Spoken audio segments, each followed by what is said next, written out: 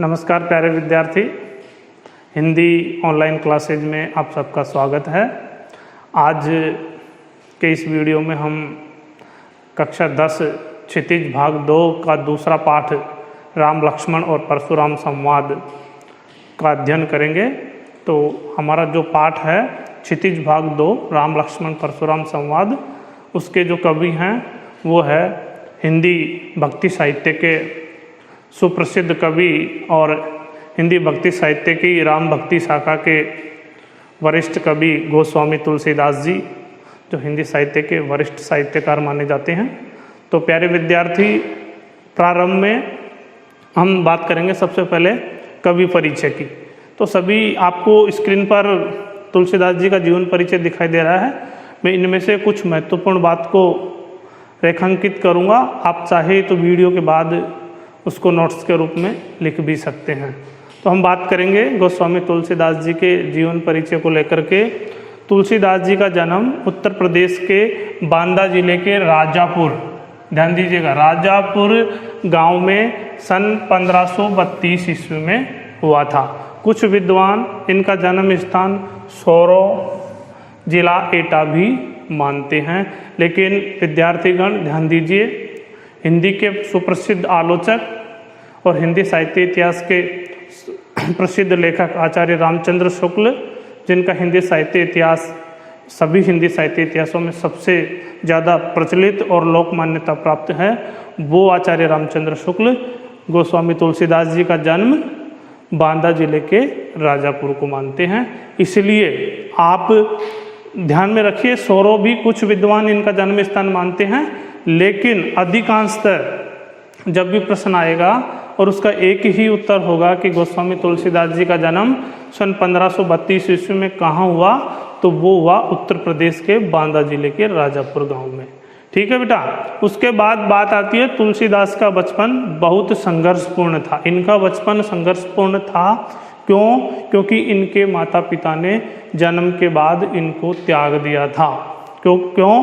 क्योंकि इनके पिताजी जो ज्योतिष साहित्य के बहुत बड़े विद्वान थे और उनकी ज्योतिष गणना के अनुसार इनका जन्म गलत नक्षत्रों में माना गया, इसलिए ये अकल्याणकारी संतान इनको इनके पिताजी ने घोषित किया और इनके पिताजी ने इनको त्याग दिया। इसके बाद माता पिता से इनका विछोह हो गया, यानी माता पिता ने इनको त्याग दिया।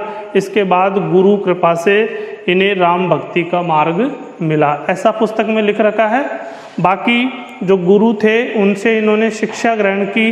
बाकी जो राम भक्ति का मार्ग है उसके बारे में मान्यताएं हैं कि इन्होंने रत्नावली नामक एक ब्राह्मण कन्या से विवाह किया और उस रत्नावली ने ही इनको राम भक्ति की ओर उन्मुख किया। इसलिए राम भक्ति का जो मार्ग है वो इनको इनकी पत्नी रत्नावली से माना जाता है। आगे की जो लाइन है वो इनके परिचय की सबसे महत्वपूर्ण लाइन है कि ये मानव मूल्यों के उपासक हैं। कैसे कवि हैं ये? मानव मूल्यों के उपासक। क्यों है बेटा? क्योंकि इनका जो रचना काल है वो है मध्यकालीन। हम हमारे इतिहास के दृष्टिकोण से देखें तो इनका जो रचना काल है वो मध्यकालीन है और मध्यकाल का जो इतिहास है वो काफ़ी संघर्षपूर्ण था। इसलिए इन्होंने उस संघर्षपूर्ण समय में अपनी लेखनी बनाई मानव मूल्यों के उपासक को, यानी लोगों में समन्वय करवाने के लिए एक समन्वयवादी दृष्टिकोण इन्होंने अपनी रचनाओं में अपनाया। और उसी समन्वयवादी दृष्टिकोण इनका जो था, उसी के कारण इनको क्या माना गया है कि ये मानव मूल्यों के उपासक कवि थे। ध्यान दीजिएगा आगे बेटा जी। राम भक्ति परंपरा में तुलसी अतुलनीय है। तुलसी अतुलनीय है, यानी जो राम भक्ति परंपरा है उसमें इनका कोई सानी, कोई मुकाबला करने वाला दूसरा कवि इनकी तुलना में नहीं है। रामचरितमानस कवि की अनन्य, अनन्य यानी जिसके मुकाबले कोई और अन्य ना हो, अनन्य राम भक्ति और उनके सृजनात्मक कौशल का मनोरम उदाहरण है। सृजनात्मक कौशल है बेटा जी कि इनका जो रामचरितमानस है वो सृजन की दृष्टि से बहुत ही महत्वपूर्ण माना जाता है। उसके बारे में कहा जाता है कि रामचरितमानस जैसे काव्य को लिखने से न कवि को प्रसन्नता हुई, बल्कि कवि से ज़्यादा प्रसन्नता किसको हुई? उस कविता को जिसको कवि ने लिखा है। उनके उनके राम मानवीय मर्यादाओं आदर्शों के प्रतीक है। यानी जो तुलसी के राम हैं, इन्होंने राम को किस रूप में प्रस्तुत किया है? इन्होंने राम को एक रोल मॉडल, एक आदर्श प्रतिरूप के रूप में प्रस्तुत किया है कि मेरा जो राम है वो ईश्वर तो है ही, लेकिन ईश्वर के अलावा क्या है? वो एक आदर्श प्रतिरूप है जिसमें मर्यादाएं हैं, जिसमें आदर्श हैं, जो अपने सारे आदर्शों का पालन करता है, जो अपनी सारी मर्यादाओं को निभाता है। और इन्होंने राम को किस रूप में प्रस्तुत किया बेटा जी? मर्यादा पुरुषोत्तम के रूप में इन्होंने राम को प्रस्तुत किया, जिनके माध्यम से तुलसी ने नीति, स्नेह यानी प्रेम, शील, विनय, त्याग जैसे उदात्त यानी उच्च से भी उच्च आदर्शों को प्रतिष्ठित किया। रामचरितमानस उत्तरी भारत की जनता के बीच बहुत लोकप्रिय है। रामचरितमानस जो कि हमारे कवि की सबसे सुप्रसिद्ध रचना मानी जाती है। मानस के अलावा इन्होंने कवितावली, गीतावली, दोहावली, कृष्ण गीतावली और विनय पत्रिका।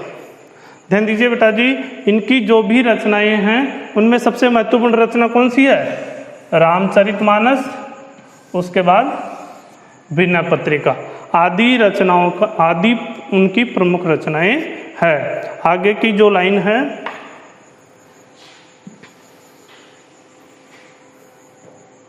तुलसीदास जी के बारे में सबसे महत्वपूर्ण लाइन है कि हमारे कवि तुलसीदास अवधी और ब्रज दोनों भाषाओं पर इनका समान अधिकार था। यानी हिंदी साहित्य, भक्ति साहित्य के ऐसे कवि हैं जिन्होंने तात्कालिक ब्रज और अवधी दोनों भाषाओं को अपने लेखन में बराबर स्थान दिया है। आगे उसके बारे में बताया जाएगा कि जो रामचरितमानस है ये इनकी अवधी भाषा का सबसे प्रसिद्ध ग्रंथ है, और जो विनय पत्रिका है ये इनकी ब्रज भाषा का सबसे प्रसिद्ध ग्रंथ है। वैसे बात करें हम कवितावली, गीतावली, दोहावली और कृष्ण गीतावली, ये सारी रचनाएं ब्रज भाषा की है, लेकिन इन सब में सबसे प्रमुख और जो सबसे महत्वपूर्ण रचना है वो विनय पत्रिका है। ये जो विनय पत्रिका है ये गेय पदों में इन्होंने लिखी है, और जो रामचरितमानस है उसके बारे में हम आगे अध्ययन करेंगे।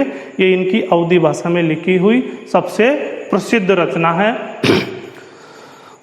भक्ति साहित्य में गोस्वामी तुलसीदास जी से पहले, या जो भक्ति साहित्य के और कवि हुए हैं उनसे भी पहले, हिंदी के जो सूफी कवि थे उन्होंने भी अपनी लेखनी में अवधी भाषा को महत्वपूर्ण स्थान दिया है। उसके बाद बात करेंगे सन 1623 ईस्वी में काशी में उनका देहवसान यानी इनका निधन हो गया।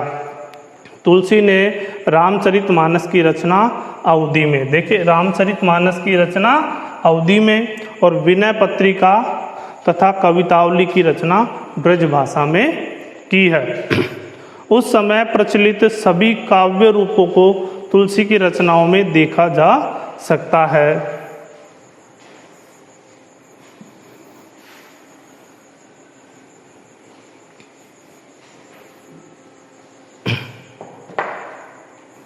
रामचरितमानस का मुख्य जो छंद है वो है चौपाई, तथा बीच बीच में इन्होंने दोहे और सोरठे, हरिगीतिका तथा अन्य छंद पिरोए गए हैं। तो हम बात करेंगे यहाँ कि जो रामचरितमानस का मुख्य छंद है वो चौपाई है। इसके अलावा इन्होंने दोहे और सोरठे तथा हरिगीतिका और इनके अलावा अन्य छंदों का भी प्रयोग किया है। लेकिन विद्यार्थी ध्यान दीजिएगा, हमारा जो आगे पाठ आएगा उसमें जो दोहे हैं, उसमें जो प्रमुख छंद हैं, माफ़ कीजिए, तो जो प्रमुख छंद हैं वो हैं चौपाई और दोहे। आगे हम जो पाठ पढ़ेंगे उसमें दो ही छंद है, एक तो दोहे और एक चौपाई, कहीं कहीं सोरठा भी हो सकता है। तो हम इन छंदों की बात करें, चौपाई, दोहे और सोरठे, ये तीनों एक मात्रिक छंद हैं। मात्रिक छंद दो प्रकार के होते हैं, एक तो सममात्रिक छंद और एक अर्ध सममात्रिक छंद।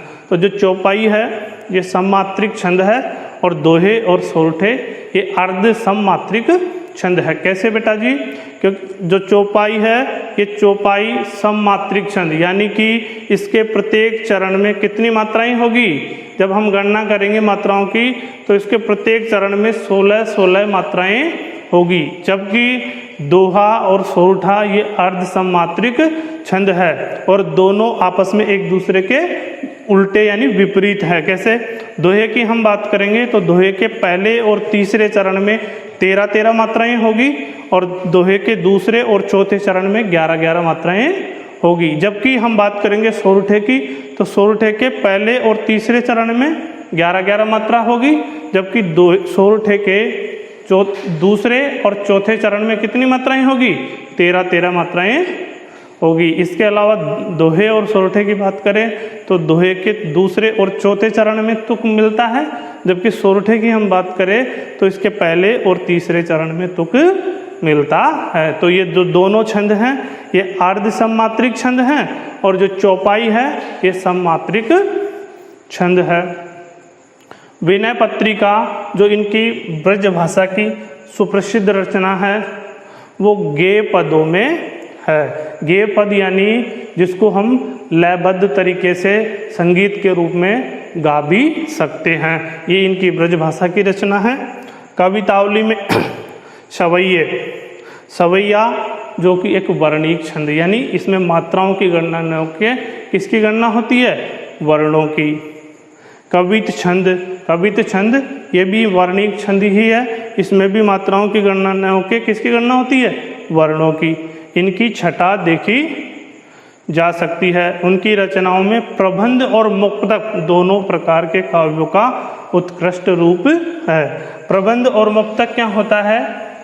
प्रबंध और मुक्तक काव्य का अब से अभिप्राय है, प्रबंध काव्य वो होता है जिसके प्रत्येक छंद आपस में एक दूसरे छंद से जुड़ा हुआ रहता है, यानी कि जो महाकाव्य होते हैं वो किस में होते हैं? प्रबंध काव्य में। जबकि मुक्तक काव्य में क्या होता है? मुक्तक काव्य का प्रत्येक छंद स्वतंत्र होता है, यानी इसके किसी भी छंद पे किसी भी एक दूसरे छंद को लेके कोई प्रभाव नहीं होता। तो हम जो बात कर रहे हैं रामचरितमानस की, इनका जो रामचरितमानस है वो कैसा काव्य है? प्रबंध काव्य। कैसा काव्य है बेटा?